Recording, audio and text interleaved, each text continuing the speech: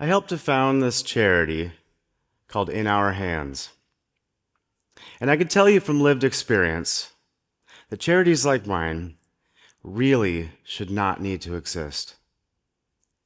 But the need is real and too big to ignore. Here's what I mean. Imagine you're living in a moldy, dilapidated 1970s FEMA trailer in the dead of winter.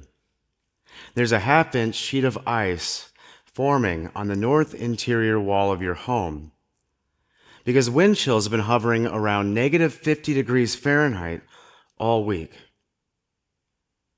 You're sharing just 600 square feet of living space with 4 generations of your family. Most nights there's 26 of you in there sleeping in total, wherever you can. The floor, the closet, the couch if you're lucky.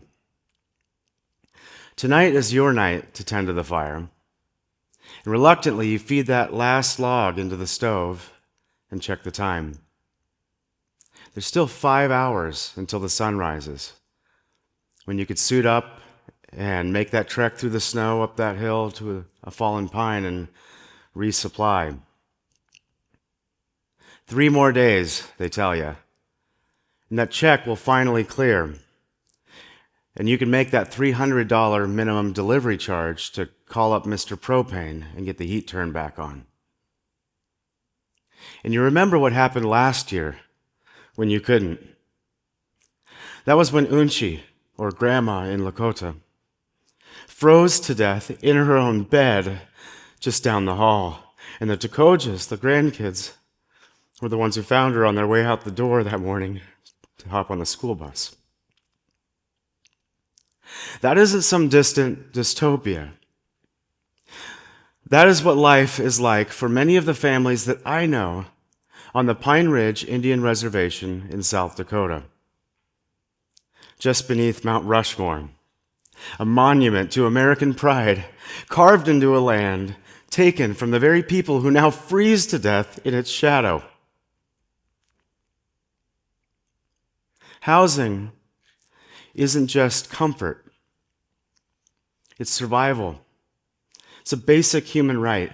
And we call it basic because no other rights can reliably be enjoyed until those rights can be guaranteed. Denying people shelter is denying them their humanity. It's a human rights violation and a form of violence, even. So we're not thriving, are we? If we're arguing over whether or not some other people, some distant they, are worthy of the basics necessary for survival. Are we failing? Or do we just not give a damn? Before all this, I was on track for a career in global development. I spent many years in the trades working with my hands and building, but I wanted to do something different. I studied systems, and I believed that the right policies could fix the world. My goal was to draft policy. Around 2015, the world began to change, and suddenly this top-down approach that I'd spent years working toward began to feel distant and detached and toothless. So I pivoted out of the think tank and back into the mud. A few years prior, I transferred here to Amherst College, majoring in environmental studies and geology. It was here that I met a man named Aaron Resnick. Aaron's a fellow transfer student, and he and I hit it off instantly on day one, bonding over a mutual disdain for mayonnaise. He and I spent a lot of time together. We traveled the world together for years, working with NASA, chasing tiny worlds billions of miles away. And after we graduated, together we co-founded this nonprofit called In Our Hands. Our first mission was clean energy for marginalized communities. And in 2017, I cold called a man named Henry Red Cloud, 5th generation direct descendant of Machpia Luta, Chief Red Cloud. I'd seen his work online, and he was planting trees and installing solar, experimenting with alternative building methods, and teaching his people. He's a real local champion, and I thought maybe maybe we can work together. So I called him up, and he invited me to come out and help plant 30,000 trees to put the pine back in Pine Ridge, where a series of wildfires had balded the hillside. So I came out. A few months later, we joined him again, this time to help fund and install a solar array at the Keeley radio station, the voice of the Lakota Nation, and arguably the most important means of communication on this reservation. But they had this problem. They had a huge power bill, thousands of dollars a month because they're a radio station, but they're entirely privately funded by donations. So we thought we were doing something pretty great here for the community, effectively bringing their power bill to zero. But when we asked Henry what the community really needed, he didn't say trees or solar or money even though this is known as one of the poorest communities in the country, at least monetarily. He said, Jason, look around. There are between 35 and maybe 50,000 Lakota trying to live here. Many more that would love to come home. But there's only like 1,000 homes. They're not made for this climate. They're no good. Do the math. He said, we need homes that don't rot, that don't blow away in the wind. Ideally, ones that we can build ourselves. We want sovereignty. Ones that we can actually afford to live in. My people are literally freezing to death. We need homes.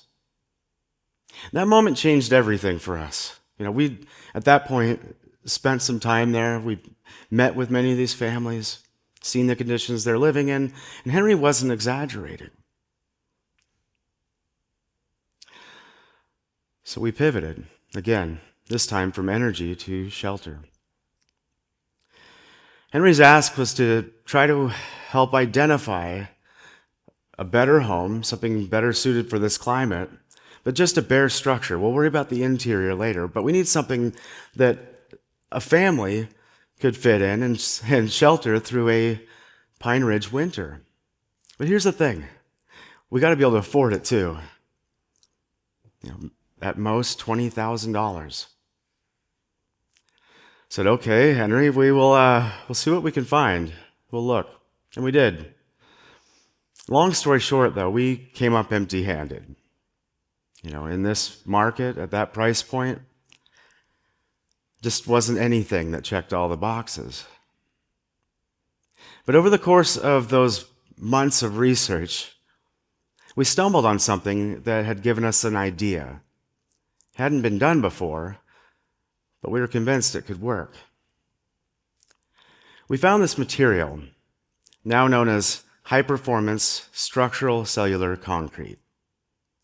It looks and feels a lot like pumice. It's both structural and insulating. It is fireproof and mold and pest-proof. It can be flood and earthquake tolerant. So it's this perfect building material, at least on paper. The trick, though, is taming it.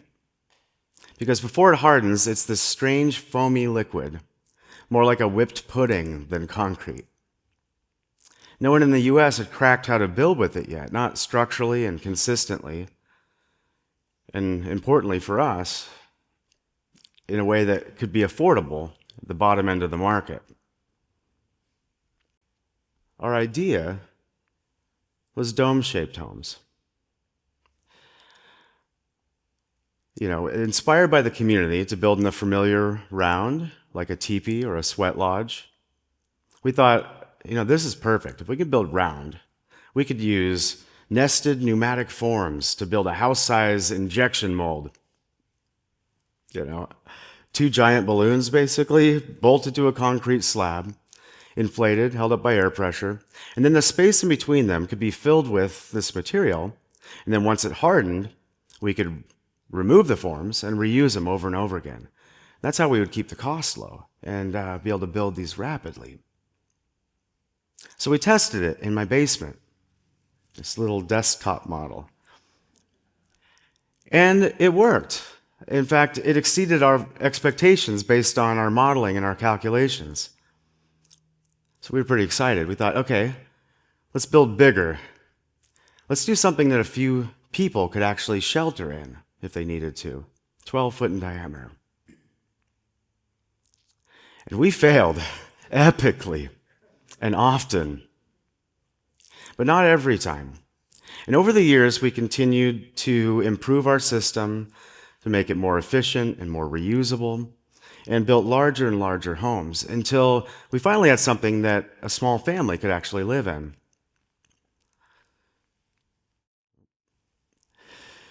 And by 2021, we'd built 3 of these domes in Iowa in 3 weeks. Just myself, my partner Aaron, and his 70-year-old mother, Candace. And just 2 days after we poured the last one, a tornado tore through the campsite fortuitously, and the domes took a direct hit. But they were fine. There was no damage to them. The surrounding forest wasn't so lucky. It was a pretty good-sized storm. So at this point, we were feeling ready. We returned to Pine Ridge to build our first dome on the reservation. But this time, everything had to work because we'd already failed publicly once at Henry's back in 2019. So we really couldn't afford to do that again. Well, of course, halfway through the pour, with community members watching and cameras rolling, a critical gasket failed and a geyser of cellular concrete erupted 12 feet into the air. Aaron was covered from head to toe, swimming through this mess to try and find the breach. And I was sprinting for tools and screws and makeshift gaskets, anything we could use to plug it up. Our whole team, Crispy, Leo, everybody, our students, members of the community even, all came together in this pretty extraordinary moment to solve this problem. And I think it was because, by this point, we all appreciated how much had gone into this and how important this first demonstration home was to get built. A half hour or so later, we were back on track. In the end, that dome stood tall. So did our resolve. That winter, we learned that a tiny 700-watt space heater was all the energy that was required to keep these domes warm through a week-long negative 50-degree blizzard. That's about the energy output equivalent of like 5 human beings sitting in there, their body heat's radiating, That's all that was necessary to achieve this, 100-degree apparent temperature differential inside to out. We realized at this moment that somehow we had nailed it. These domes really did check all the boxes. Now fast forward to today, and people are living in them in multiple states across the country. They are fully up to code. They've been permitted, passed all inspections, received certificates of occupancy. So there's this roadmap through the red tape for our students to follow. And our students have been involved in just about every build since the beginning, and some of them have even gone on to become trainers themselves. So this crazy idea that was born out of desperation on the res, and first tested in my basement, and battle tested over the years in the field, is now being taught by some of the very people that inspired it. According to the Department of Housing and Urban Development, there is a need in America right now for 7 million affordable homes. And are these domes really going to meet the needs of most families? Probably not, right? So we've pivoted again, this time from building in the round to building more traditional shaped homes.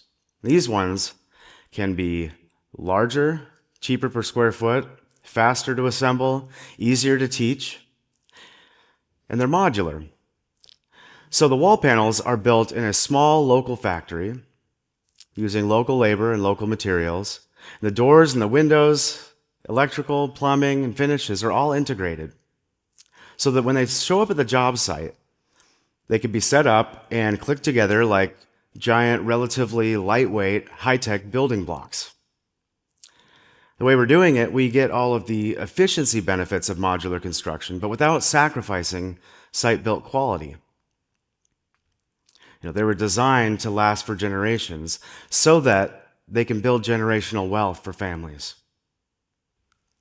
At our training institute in Taos, New Mexico, we have partnered with universities to certify contractors to build a talent pipeline that didn't exist before.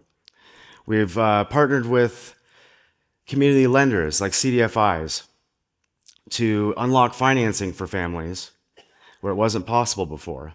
And we're working with housing nonprofits and local and state governments across the country to create this pathway for families to access code-compliant, energy-efficient homes that are actually affordable to own, not just purchase, but to live in and maintain.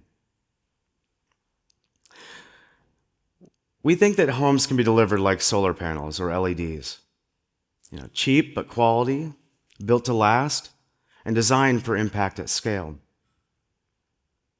Our goal wasn't to build 100 or 1,000 homes ourselves, but to make it possible for others to build millions. And we know that if we can teach this, we could scale this. And if we could scale this, we could change what's possible. And change is necessary. The housing system isn't broken. It's working exactly as it was designed. Designed for profit, not people. For developers and agents and private equity, not families. And in effect, for exclusion, not inclusion. And we accept it. We normalize it. We shrug and call it inevitable. It's just the way it is. But the good news is systems are designed, which means they can be redesigned. They didn't happen by accident. They're not getting better by default. So if we want it, we have to intervene. Boldly, locally, creatively, together. What dream have you let go of because failure seemed too likely? What systems have you accepted because you didn't think you could change them? What are you holding back, waiting for permission to build? It is both an obligation and the prerogative of every member of any community, small or large, local or global, to participate in building and maintaining the kind of world that we all want to live in and pass on to our children. If we can shift from fear to courage, from acceptance to agency, and refuse to accept indifference and injustice as normal, as the default system, maybe then jobs like mine wouldn't be so necessary anymore.